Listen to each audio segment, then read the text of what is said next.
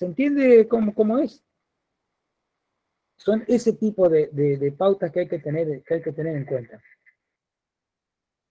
¿Alguno quiere aportar algo? Sí. Preguntar Sí. lo posible, si yo puedo contestar, no sé si puedo contestar. Yo, antes de que alguien pregunte, estaba trabajando en la computadora y apareció, viste, un aviso así que vos mandabas 2 PowerPoint y yo no podía entrar, dije, cuando termine lo busco, y no sé, ayer fue. ¿Mandaste esos PowerPoint?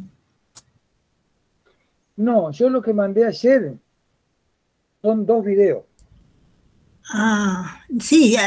El video de la clase pasada, que recién lo pude componer, yo le digo, encima vinieron los feriados, los feriados yo me fui a Entre Ríos, no pude hacer nada de esto, por eso me atrasé. Y entonces ayer recién lo pude hacer. Puse el video de la clase pasada y puse el video de los comentarios de la clase pasada. Ah, entonces...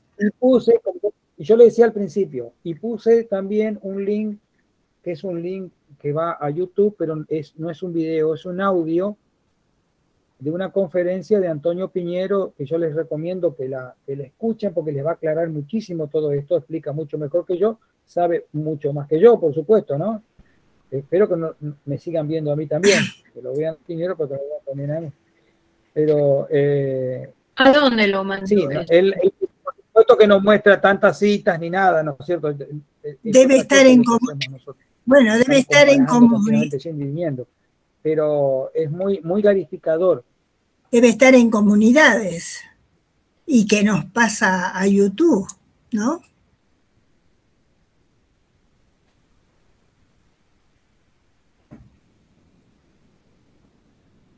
Se congeló la imagen.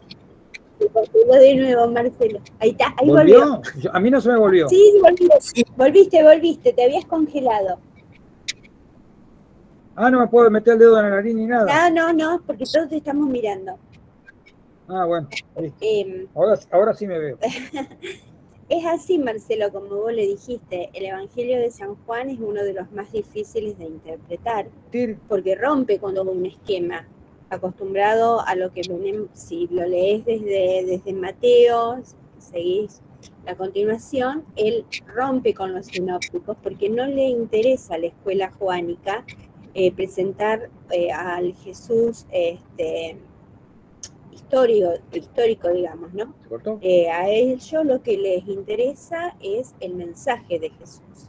Durante todo el Evangelio de Juan te da la pauta de que vos tenés que tomar una decisión entre la luz o las tinieblas, como bien vos los explicabas. Es una decisión continua en el relato del Evangelio. Jesús en casi todo el Evangelio, vos lo vas a ver que se compara cuando dice yo soy la luz del mundo, yo soy el pan bajado del cielo, y un montón de yo soy. Empieza así, yo soy. Yo soy era el nombre divino que le había dado Dios a Moisés. Entonces, cuando el hebreo o el judío escuchaba el yo soy, no era algo inocente, digamos. Él se identificaba como el hijo de Dios. La parucía no venía y Juan, o la escuela joánica, tenía que decir que era el hijo de Dios. Si bien no hay palabras de consagración, como vos lo dijiste, no está la Eucaristía, no está la institución de la Eucaristía en Juan, sí en el capítulo 6, él se compara con el pan bajado del cielo. Y él hace todo un relato de la transubstanciación del pan en su cuerpo y la sangre y el vino en la sangre de él, ¿no? Es como que él lo da a entender, porque no le interesa al grupo de personas no le interesa las palabras, le interesan los actos, los hechos, el presentarlo como el Hijo de Dios. Y lo que hay en Juan es que no están los otros, me parece, porque, a ver, la Eucaristía como institución no está, pero lo que sí está es el lavatorio de pie, porque Juan, o la escuela juánica, hace también mucho hincapié en el servicio. Todos los milagros, que son 6, los que se relatan, son marcados hacia el servicio.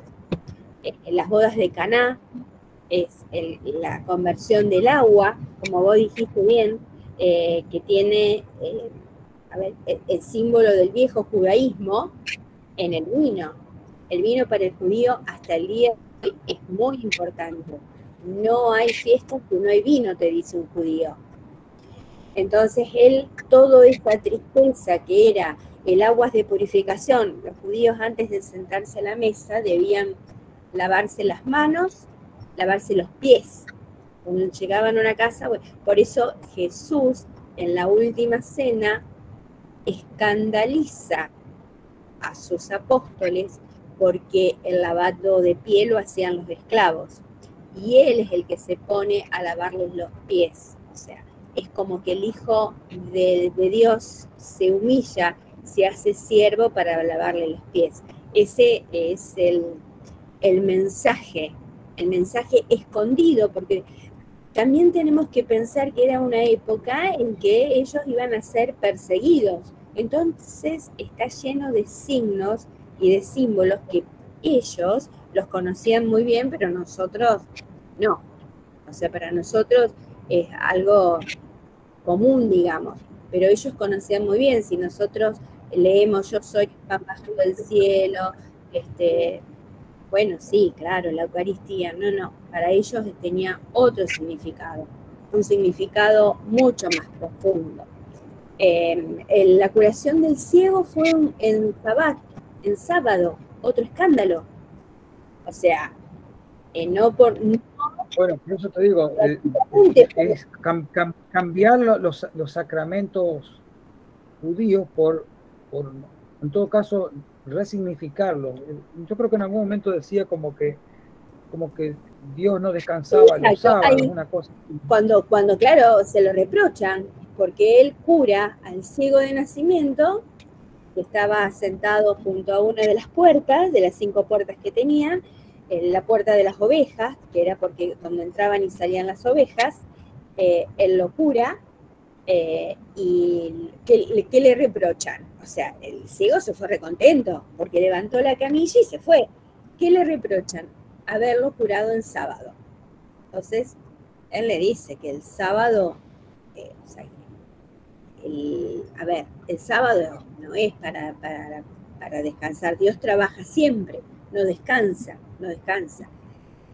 La creación del hombre, de Dios, es siempre. Entonces va siendo siempre una contraposición. Todo el Evangelio de Juan es una contraposición. Es un decidir. Tenés que decidir, o lo seguís o no lo seguís. Claro. Nosotros los católicos tenemos los sacramentos de iniciación, que es el bautismo, la Eucaristía y la confirmación. Bueno, con el bautismo, cuando se los das de chiquito, menos Constantino, en la época de Constantino no se bautizaban, o sea, se bautizaban de grande. Cuando fue declarada la religión del imperio, digamos, ¿no? Son sacramentos de iniciación cristiana. A ver, ¿qué otra cosa te puedo decir? Cuando este Evangelio San Juan se lee preferentemente durante la Cuaresma y en la Pascua. Después, durante el resto del ciclo de lecturas no se lee, porque es muy profundo. O sea, está lleno de signos. Igual, el logos con el que abre Juan el Evangelio. Para el griego era logos porque significa palabra o discurso. En arameo se decía, espera que ese me lo anoté porque no me lo acordaba, menra. En arameo se dice menra. ¿Y qué significa la menra? La menra es la palabra hecha hombre. Fíjate que en griego logos significa palabra, discurso. ¿Cómo cambia cuando en arameo decís menra, que significa la palabra hecha hombre? Y en hebreo se dice davar. Y el davar es una palabra que se usaba, no sé ahora, pero en épocas de Jesús, era el componente, o sea, era la unión entre el decir y el hacer. Cuando tenían que nombrarlo a Jesús, decían el davar, porque no hacía otra cosa más que la que decía. A ver, yo digo que hago esto, lo hago. Era la coherencia entre el decir y el hacer. Y es Juan Bautista sí era considerado por sus seguidores como el Mesías. Mesías era un título político, digamos, no era religioso como lo tenemos ahora. Cuando el judío decía es el Mesías, era un título político, era el Salvador, pero en términos de que los iba a salvar del imperio, los iba a salvar de estar humillados por los romanos. Introduce, entre todos lo que él dice, el mandamiento del amor, que no fue nada, escuchando a los judíos, porque es muy interesante escuchar a los judíos hablar de Jesús, ellos dicen que no fue nada extraordinario, porque en el Talmud todo lo que dijo Jesús ya estaba escrito. O sea, el judío que lo escuchaba sabía de lo que él estaba hablando. Y es un evangelio absolutamente teológico. Es así que está representado, Juan está representado por el águila. Viste que los evangelistas están representados por el toro, por el hombre. Bueno, Juan está representado por el águila. El tetramorfo. Bueno, eso que vos decís. Sí, tetramorfo se llama. Sí, pero ojo que esas son tradiciones posteriores también, ¿eh? Lo que pasa es que los escritos que vienen, yo lo estuve viendo, en textos que vienen del cristianismo, ya se lo atribuyen en esa época. Dice que Juan tiene esa visión del espíritu, el aire, el espacio, pero el tetramorfo, el origen del tetramorfo nosotros nos vimos arte, era una de las asignaturas pendientes para el año que viene, ¿no? Ver el tema del arte cristiano, paleocristiano y principio del arte medieval que tiene que ver con esto, ¿no? Pero inclusive muchos dicen que el tetramorfo puede venir de los vasos de canopos de Egipto. Claro, puede ser. Algunos dicen, ¿no es cierto? Pero una tradición ya medieval, en realidad, ¿no? Sí, no es de la época de Jesús. No es de la época de Jesús. Pero si en este momento van a ciertas iglesias, van a ver que si está representado Juan, al lado está el águila, porque es uno de los evangelios más elevados, o sea, de los 4 es el que tiene un lenguaje más elevado, digamos, por supuesto en griego, absolutamente en griego.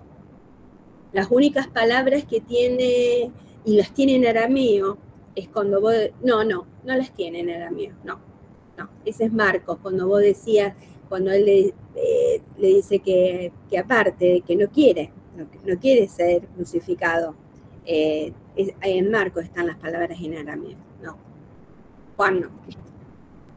Bueno, y las fiestas, nombra 5 fiestas, Juan, de Pascua, las de probablemente la fiesta de la semana, la de las tiendas, y 2 fiestas más de Pascua.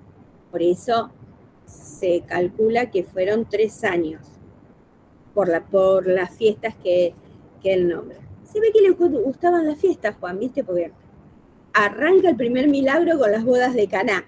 Porque si ustedes se ponen a hojearlo, van a ver que los evangelistas, el primer milagro es distinto.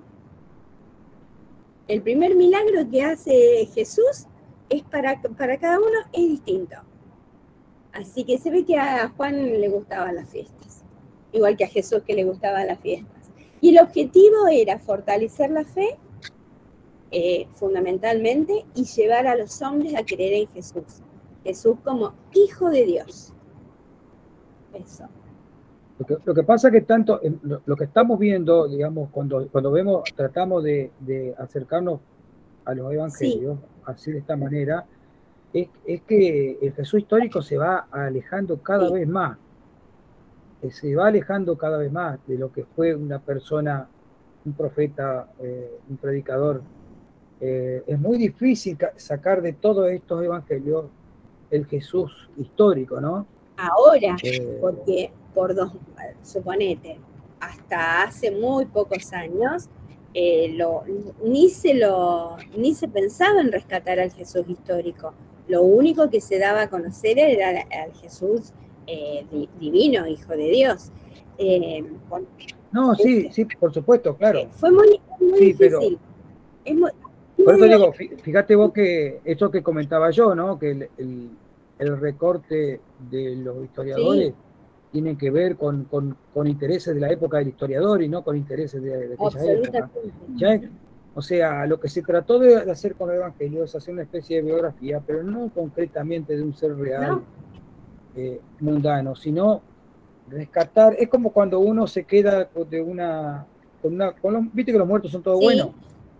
Se murió este tipo, era un guacho. No, pará, no hablé mal de este tipo, que se murió, pobre. Más o menos. Sí, pero, digamos, es la idea de quedarse con ese tipo que ya partió, de quedarse con lo bueno que tenga. Lo mucho o lo malo no se da con todo, ¿no? Pero te quiero decir que es la idea de los primeros evangelios, es formar un Jesús con cosas concretas, seguramente, pero también con cosas atribuidas y con cosas hechas tal vez por otras cosas. No sabemos si hay cosas que las hizo Juan el Bautista, porque si Juan el Bautista era más importante que Jesús en su momento, debe haber hecho cosas.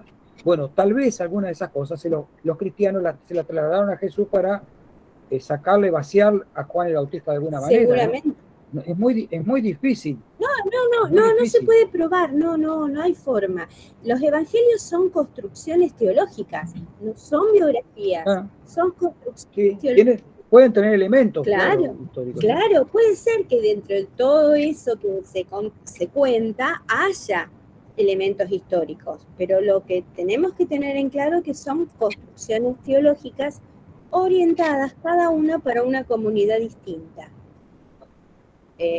Para los romanos, para los judíos, para los griegos, la que está orientada para los griegos, San Pablo, utiliza el areópago, utiliza palabras que son de la cultura griega, areópago, el atleta, o sea, compara con lo que conoce, y dirigida a los griegos, que es lo que conoce. Por eso muchas veces, cuando tiene que hablar, que son pocas, de las costumbres judías, las tiene que explicar, porque los griegos no las conocían. Y pasaría lo mismo con los judíos, a pesar de que los judíos el griego lo manejaban como si fuera un idioma universal, como si fuera en inglés, digamos. Porque todas las transacciones comerciales, por ejemplo, se hacían en griego. El arameo se hablaba como un lenguaje casero, las escrituras estaban escritas en hebreo, por los rollos que se encuentran, ¿no? Se sabe que estaban escritas en hebreo. Hay un libro muy interesante, yo a ver si lo puedo subir el link, pero si no, búsquenlo, que es complementario a todo esto, ¿no? Porque creo que se llama Año 1. Yo lo bajé, lo imprimí, pero no lo leí todavía, digamos, no lo leí como sistemáticamente. Sí. Es de Antonio Piñero también. Sí, y que muestra todo esto, digamos, las costumbres, las cosas que había en la época, entonces, da el marco cultural, ¿no? Es interesante, porque hay que tenerlo en cuenta siempre. No se puede leer el texto sin conocer el contexto, es difícil. Pero bueno, y es lo que la Iglesia nos ha negado durante tantos años. Recién con la lectura orante que por más que y los laicos insistimos, son muy pocos los lugares en donde podés ir a hacer lectura orante. ¿Qué es hacer la lectura orante? Leer un texto, generalmente se empieza con Marcos, cuando Jesús pregunta ¿quién soy yo? Generalmente se empieza, y le haces preguntas al texto, le empezás a preguntar de dónde viene, dónde va, por qué dice esto, por qué dice lo otro, y después los que saben, lo ubican en el contexto histórico y van diciendo las costumbres que tenían. Bueno, eso que sería tan importante para todos para poder entenderlo, todavía falta en la iglesia. Yo creo que falta porque porque no tienen ganas de hacerlo. Es más fácil es más fácil hablar de Adán y Eva, de seguir con esta doctrina infantil, con quedarnos en la superficie, no escarbar, no ir más adentro. O sea, bueno, ¿el Espíritu Santo qué es? El Espíritu Santo, cuando lo tuvo que explicar San Pablo, dedicó todo un capítulo y más lo oscureció que lo explicó. Para nosotros, el Espíritu Santo es el amor entre el Padre y el Hijo. Para nosotros, para los católicos, es el amor. Sí, pero es complicado porque tiene entidad propia. Obviamente que es complicado. Claro que sí. ¿Cómo decís que es? A ver, el misterio de la Santísima Trinidad. Y es complicado. Ahora, después, claro, es un misterio. Pero también, ¿qué oración vos conocés que sea de Jesús? A Jesús. Dentro de la misa no hay ninguna. El credo es el resumen de nuestra fe, de nuestra doctrina. Se reza el Padre Nuestro, que es al Padre, Dios Padre, y toda la misa es una celebración hacia Dios Padre. No hay ninguna oración específica dentro de la misa para Jesús. Claro. Eso también. Siendo que la imagen de Jesús se rescató hace relativamente poco tiempo, porque esta idea de un Jesús más cercano a las personas, tipo ángel de la guarda, ¿no es cierto? Era como amigo, claro, con un Jesús que se puede dialogar. Antes era una personalidad mucho más distante, ¿no? Fíjate, pero la iglesia no cambia en ese sentido. Nuestro hermano, de ser nuestro hermano, porque todos somos hijos del mismo Padre, así nuestro amigo Jesús. O es tu hermano o es tu amigo. Claro. No pasó mucho tiempo, o es tu hermano o es tu amigo. Y eso se va acomodando. Sí. Bueno, eso no es. Suavecita la clase de hoy. Suavecita. No, pesada. Yo estaba medio preocupado porque no tuve mucho tiempo de estudiar, entonces estaba preocupado y no sabía bien lo que había en los textos, porque son capturas de pantalla del video anterior, del año pasado. Pues yo este año pensaba recortarlos más, hacerlo más cortita, meter... Creo que no fue del año pasado, creo que fue del 2020. O antes. No, porque el año pasado fue el Génesis. No. Al final del año pasado fue Génesis. Ah, al principio. La primera parte. Pero le dedicamos más tiempo a los evangelistas. Lo que pasa es que ya te digo, no sí, es como que me resulta difícil hacerlo más corto. Que es muy difícil. Porque hay cosas que tengo que explicar, decir, y si alguno no entendió o alguien no vio la clase anterior, y yo tengo que tratar de explicar de nuevo algunas cosas. Pero bueno, claro. Ya van a ver que Piñero lo explica mejor que yo. Sí, a mí, sí, yo lo escucho las conferencias de él. Escucho las conferencias. Eso es un estudioso de las Sagradas Escrituras. Igual que Ariel Álvarez Valdés. Ariel Álvarez Valdés era un cura católico que dejó el sacerdocio. ¿Por qué dejó el sacerdocio? Porque le habían prohibido decir cosas como, por ejemplo, que Adán y Eva no existían. No existieron. Sí. Bueno, se lo hicieron retractar, se retractó, y después lo hicieron, empezaron a revisar toda la bibliografía de él, no le gustó cosas que él decía, lo quisieron hacer retractar públicamente. Él dijo que con mucho gusto, pero que él iba a decir que seguía creyendo que él tenía la verdad, y bueno, fue castigado. Recién ahora con el Papa Francisco le han permitido volver a enseñar, digamos, aunque él dejó el sacerdocio. Dejó el sacerdocio y se dedica a dar conferencias, y también tiene videos en YouTube que para los que lo quieran escuchar son muy enriquecedores. Más porque han estudiado en Jerusalén, en las universidades de Salamanca, o sea, ellos tienen una visión más amplia. ¿Cómo es, Marian Álvarez? Ariel Álvarez Valdés. Justo era lo que iba a preguntar. Ariel Álvarez Valdés. Él es un ex sacerdote católico. De Santiago del Estero. Bueno. Gracias. No hay por qué, no hay por qué. Y si tienen la oportunidad de escuchar a algún rabino, también. Por ejemplo, hay es un podcast, es en hebreo, PILF, PILEF, que significa por mil.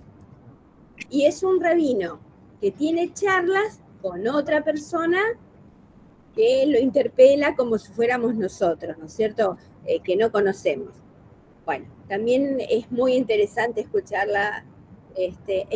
a él. Y hay un montón. Y todos tienen un mensaje distinto. Hagan zaranda, como digo yo. Siempre hay que hacer zaranda y quedarse con lo verdaderamente, con lo bueno. Y con la conversión de la Juan, para todo. ¿Terminamos? Sí. ¿Estamos en condiciones? Bueno, Bueno. Gracias. Gracias, Marcelo. Nos vemos la próxima Buen fin de clase. semana. Chau, chau. Bueno, nos vemos. Chau, chau.